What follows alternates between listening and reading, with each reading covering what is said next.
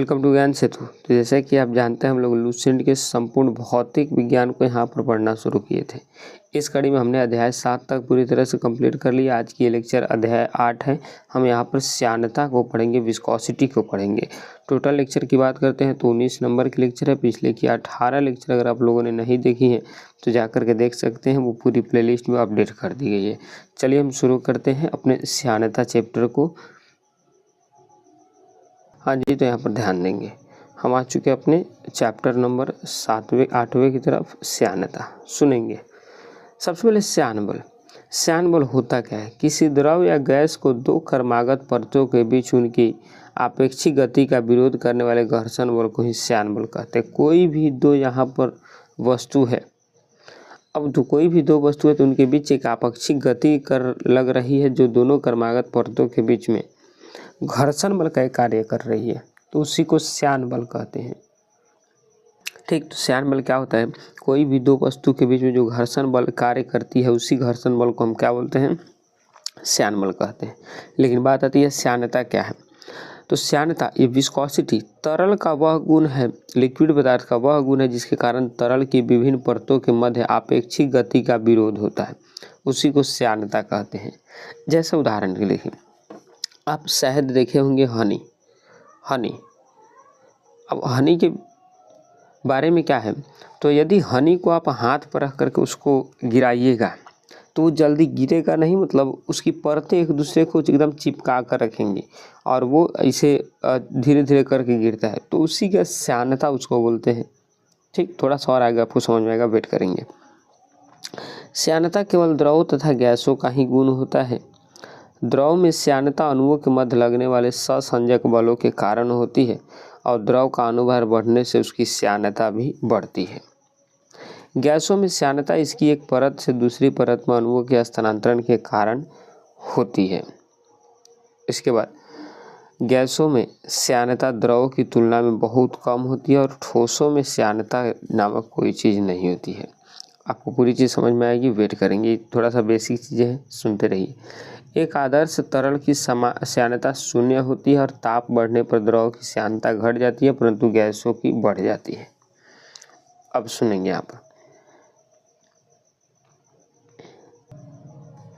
किसी तरल की श्यानता को श्यानता गुणांक का द्वारा मापा जाता है और इसका एसआई मात्रक डेका पॉइज या फिर पॉइजली या पास्कल सेकेंड होता है। इसे प्रायः इन नीटा द्वारा सूचित किया जाता है, इन नीटा द्वारा सूचित किया जाता है। तो श्यानता एक बार और सुनेंगे क्या होता है। हम बताएं श्यान बल, तो किसी द्रव या गैस को दो क्रमागत परतों के बीच में जो अपेक्षित गति का विरोध करती है उसी घर्षण बल को हम श्यान बल कहते हैं। और श्यानता क्या होता है, तो तरल का वह गुण होता है जिसके कारण बल की विभिन्न परतों के मध्य अपेक्षित गति का विरोध करती रहती है। जो भी उसकी गति होती है उसी का विरोध करती है वो, तो उसको श्यानता बोलते हैं। उसके बाद हम जाने श्यानता केवल द्रव या गैसों का गुण है। द्रव में श्यानता अणुओं के मध्य लगने वाले सहसंजक बलों के कारण होती है। द्रव का अनुभार बढ़ने से उसकी श्यानता बढ़ती है। इसके बाद गैसों में श्यानता इसकी एक परत से दूसरी परत में अणुओं के स्थानांतरण के कारण होती है और गैसों में श्यानता द्रव की तुलना में बहुत कम होती है। ठोसों में श्यानता नामक कोई चीज़ नहीं होती है। इसके बाद हम जाने थे कि एक आदर्श तरल की श्यानता शून्य होती है और ताप बढ़ने पर द्रव की श्यानता घटती है, परंतु गैसों की बढ़ जाती है। इसके बाद हम जाने हैं कि श्यानता का एसआई मात्रक जो होता है इसका डेका पॉइज या पॉइजली होता है या पास्कल सेकेंड होता है। इसे प्रायः नीटा द्वारा सूचित किया जाता है। तो आई होप आपको इतनी चीज़ें क्लियर हुई। अब सुनेंगे सीमांत वेग क्या होता है, ज़्यादा ध्यान देंगे यहाँ पर। सीमांत वेग, जब कोई वस्तु किसी श्यान द्रव में गिरती है तो प्रारंभ में उसका वेग बढ़ता है, किंतु कुछ समय के पश्चात वह नियत वेग से गिरने लगती है। इस नियत वेग को ही वस्तु का सीमांत वेग कहते हैं। जैसे वहीं आपको उदाहरण बताए थे, पहले सुन लीजिए उसके बाद बताते हैं। इस अवस्था में वस्तु का भार श्यान बल उत्प्लावन बल के योग के बराबर होता है, अर्थात वस्तु पर कार्य करने वाले सभी बलों का योग शून्य होता है। जैसे उदाहरण के तौर पर बात करते हैं तो आप एक मध की कटोरी लीजिए और मध की कटोरी लेकर इसमें से मध को आप क्या करिए, बाहर निकालिए। तो जब ये यहाँ से यहाँ तक आएंगे तो तीव्र गति से आएंगे, परंतु इसके बाद से जब गिरना शुरू करेगी तो बड़ा स्लो गति से। तो इसी को बोलते हैं सीमांत वेग। क्या बोलते हैं? सीमांत वेग बोलते हैं, ध्यान में रखेंगे। सीमांत वेग वस्तु की त्रिज्या के वर्ग के अनुक्रमानुपाती होता है, अर्थात बड़ी वस्तु अधिक वेग से और छोटी वस्तु कम वेग से गिरती है। ठीक, अब आएंगे नेक्स्ट। धारा रेखीय प्रवाह क्या होता है? द्रव का ऐसा प्रवाह जिसमें द्रव का प्रत्येक कण उसी बिंदु से गुजरता है जिससे उससे पहले वाला कण गुजरा था, धारा रेखीय प्रवाह कहलाता है। इससे किसी नियत बिंदु पर प्रवाह की चाल व दिशा निश्चित बनी रहती है। जैसे आप अगर इससे हटकर बात करें तो एक चींटी की गति को आप देखे होंगे कि अगर कोई चींटी आगे जाती है तो उसी के पीछे चींटी, उसी के पीछे चींटी, उसी के पीछे चींटी, उससे पीछे चींटी, ऐसे कर करके पूरी चींटियाँ चलती रहती हैं, यानी एक ही धारा में ये चलती रहती है। तो एक टाइप से हम कह सकते हैं, हालांकि कहेंगे नहीं, इसको नहीं बोलते हैं, इस प्रकार से कह सकते हैं कि एक ही कतार में ये चल रही है, धारा रेखीय है। लेकिन यहाँ पर बात हो रही है विस्कोसिटी की, तो विस्कोसिटी में द्रव का जो प्रवाह होता है एक ही कण से, जिससे मध हनी की जब डब्बा से आप निकालते हैं तो हनी के डब्बा से यदि आप निकालते हैं तो एक ही लाइन में वो आती है। हनी जो गिरती है, हनी वो एक ही लाइन में होती है, यानी जैसे ही आप हनी के एक डिब्बे से आप कोई हनी निकालते हैं तो हनी एक ही लाइन में इसे करके गिरेंगी, तो इसी को बोलते हैं हम धारा रेखीय प्रवाह। इसके बाद क्रांतिक वेग क्या होता है? धारा रेखीय प्रवाह के महत्तम वेग को क्रांतिक वेग कहते हैं, अर्थात धारा रेखीय प्रवाह की वह उच्च सीमा जिसके बाद वह द्रव का प्रवाह धारा रेखीय न होकर विक्षुब्ध हो जाए तो वो क्रांतिक वेग कहलाता है। ठीक, अब आएंगे यहाँ नेक्स्ट। यदि द्रव प्रवाह का वेग क्रांतिक वेग से कम होता है तो उसका प्रवाह उसकी श्यानता पर निर्भर करता है, और यदि द्रव प्रवाह का वेग उसकी क्रांतिक वेग से अधिक होता है तो उसका प्रवाह मुख्यतः उसके घनत्व पर निर्भर करता है। जैसे ज्वालामुखी से निकलने वाला लावा बहुत अधिक गाढ़ा होने पर भी तेज़ी से बहता है क्योंकि उसका घनत्व काफ़ी ज़्यादा कम होता है, और घनत्व ही उसके वेग को निर्धारित करती है। अगर घनत्व कम है तो डेफिनेटली वेग जो है बहुत तीव्र गति से रहेगी श्यानता का, परंतु यदि घनत्व ही अधिक है तब उसका वेग तीव्र गति से नहीं होगी। अब नेक्स्ट आएंगे बर्नौली प्रमेय। जब कोई आदर्श द्रव किसी नली में धारा रेखीय प्रवाह में बहता है तो उसके मार्ग के प्रत्येक बिंदु पर उसके एकांक आयतन की कुल ऊर्जा का योग नियत होता है, और इस प्रमेय पर आधारित वेंटूरी मीटर से नली में द्रव के प्रवाह की दर ज्ञात की जाती है।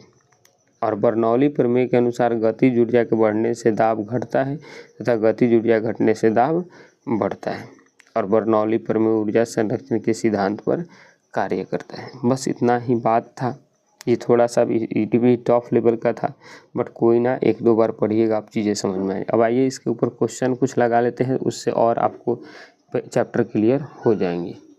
चलिए क्वेश्चन की तरफ बढ़ते हैं। चलिए आएंगे क्वेश्चन की तरफ। पहला क्वेश्चन हमसे पूछ रही है कि श्यानता का गुण केवल किन पदार्थों में पाया जाता है? तो है केवल जो होता है द्रव और गैसों में, द्रव और गैसों में, ऑप्शन सी इसकी राइट आंसर। नेक्स्ट क्वेश्चन है आदर्श तरल की श्यानता कितनी होती है? तो आदर्श तरल की श्यानता होती है 0, ऑप्शन ए इसकी राइट आंसर।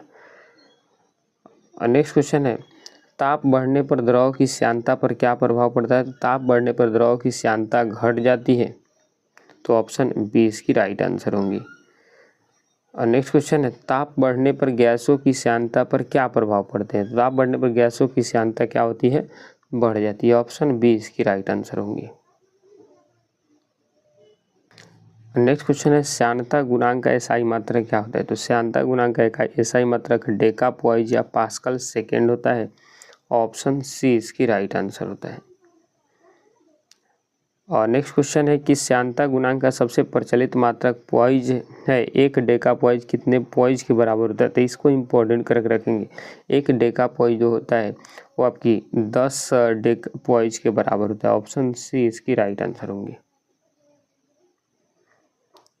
नेक्स्ट क्वेश्चन है किसी तरल को दो क्रमागत परतों के बीच लगने वाले घर्षण बल को क्या बोलते हैं? तो किसी भी तरल के दो क्रमागत परतों के बीच लगने वाले घर्षण बल को ही हम लोग श्यान बल बोलते हैं या फिर विस्कस फोर्स बोलते हैं, ऑप्शन बी इसकी राइट आंसर होंगी। अब नेक्स्ट क्वेश्चन है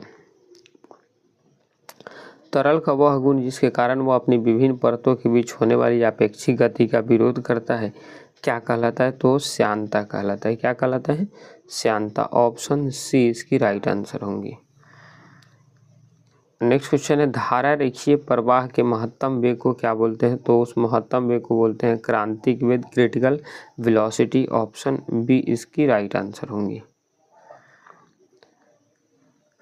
नेक्स्ट क्वेश्चन है कि यदि द्रव के प्रवाह का वेग क्रांतिक वेग से कम होता है तो द्रव का प्रवाह किस पर निर्भर करता है? तो उसकी श्यानता पर निर्भर करता है।